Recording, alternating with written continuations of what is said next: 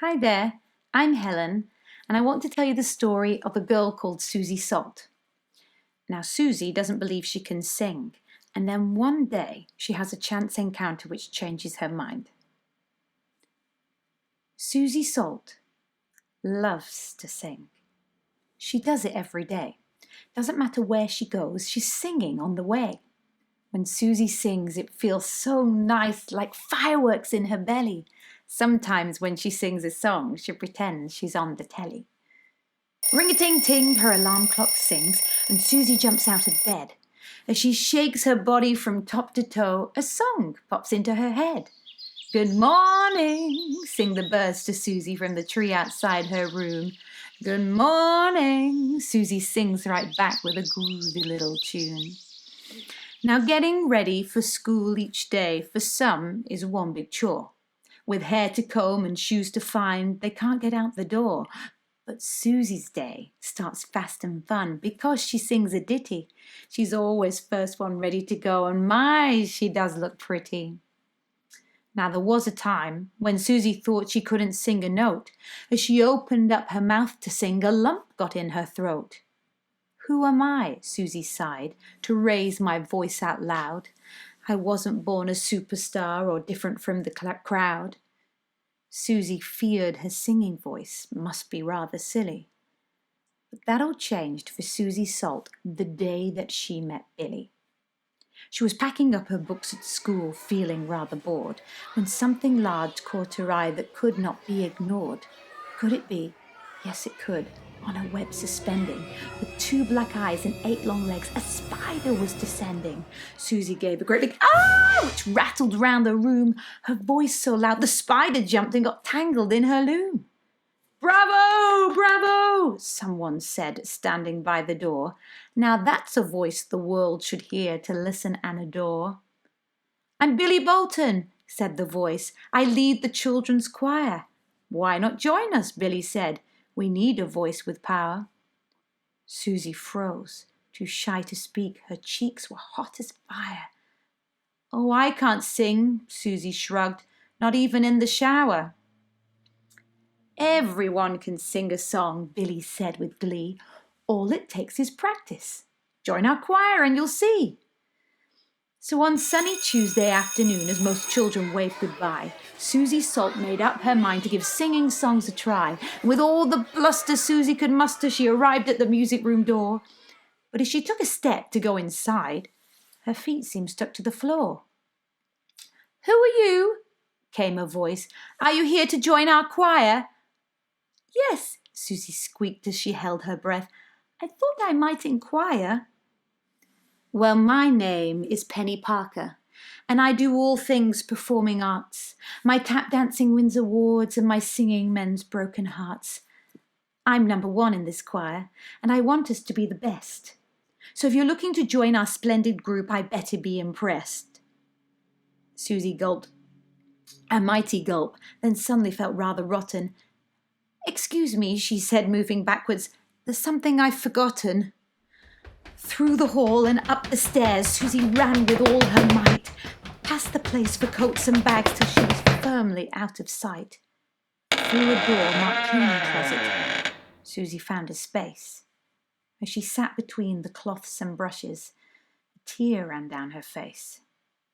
"What a fool," Suzie whispered, "to think that I could sing. I'm not special or clever, just ordinary and plain. Why would I think such a silly, silly thing?"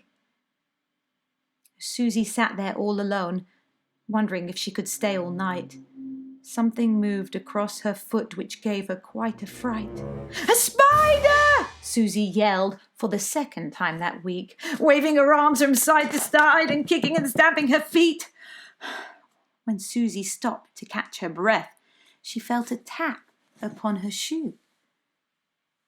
As she peered down, to her surprise, the spider said, "Oi, I want a word with you."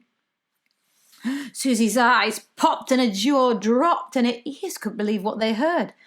"A speaking spider," she said, agog. "How completely and utterly absurd." Yes, I'm a spider who speaks. Wake up, you're not in a dream. Now listen to me, I have a question to ask. When you see me, why do you scream?"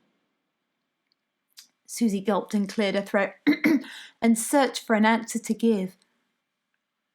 "I think it's because you're so very small and I never know where you live." "What?" said the spider. "Can this be true? You're afraid because I'm small?" "Well, yes," said Suzie, "and you have 8 long legs that cling for hours to the wall." "Oh," said the spider, a little bit hurt. "I didn't know that that was the case. But what about now? Do you feel the same way now that we speak face to face?" So, to Susie's surprise, she wasn't scared or frightened, and she had no reason to squeal. So she turned to the spider and gave a big smile. "Pleased to meet you is just what I feel." Then Suzie and Spider talked for a while about all the places they'd been. The classrooms, the cupboards, the cracks in the walls, and all the marvellous things that they'd seen. Suzie and Spider had so much in common, there was no reason to fear. But as the clock struck 5 and the teachers went home, Spider wondered, "Why are you still here?" "I'm here because I made a mistake, and I'm embarrassed to show my face.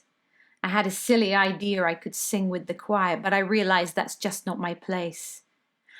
"Ah, yes, to sing, a bellissimo thing," said the spider with eyes shining bright. "I sing all day while spinning my web and sing with the crickets at night." "But what's this you say? You want to sing, but it's not your place.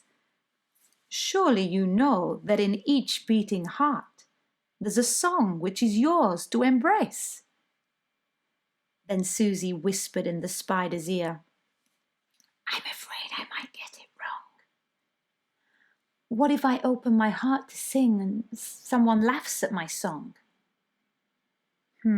Spider pondered on what to say, for he did not want to lie. It's true, new things can be quite scary, so scary you don't want to try. "You know," said Spider, "I once felt the same way. All my friends could spin webs, but not me. I was scared to try, and when I did, it went wrong, and they laughed and called me a flea. Then one morning I woke to a cold, sharp frost that had turned everything silver and white. Treetops and chimneys and each blade of grass stood tall in frozen delight. And there was my web, each single white thread dressed in a cloak of ice. Never had I seen such a wondrous thing transformed before my eyes. My web wasn't perfect or in any way clever, but it was special because it was mine. I knew from that day that I too could spin webs. All it took was a little more time." Suzie sat still.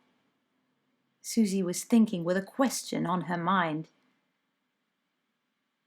What about friends? Did they still laugh? "True friends," said Spider, "are kind." All of a sudden, Suzie felt a great whoosh from her toes to the tips of her hair. With that whoosh, Suzie knew just what she must do, and there wasn't a moment to spare. She leapt from her seat, engaged with her feet, and thanked Spider for being so kind. She told him she hoped they'd always be friends before leaving the closet behind. Back down the stairs and along through the hall, Suzie ran with all her might. With her eyes looking forward and head held high, she no longer had a reason to hide. And then she stopped. For then she heard a sound so sweet, so clear. It wrapped around her like a warm, soft breeze and whispered in her ears. "Singing," Suzie said, and the words came from her heart. "Singing," she said again. "Do I dare to make a start?" She didn't knock or inch her way. She took a stride most commanding. "I'm here to join the choir," she said, while her heart was madly pounding. Then 20 singing mouths stopped still and looked her in the eye. "And I don't know how well I sing, but I'd like to stay and try." Then Penny Parker rose up to say, "I'm not sure that we have space." "Nonsense," said Billy Bolton. "Suzie, please come and take your place." And that is what she did.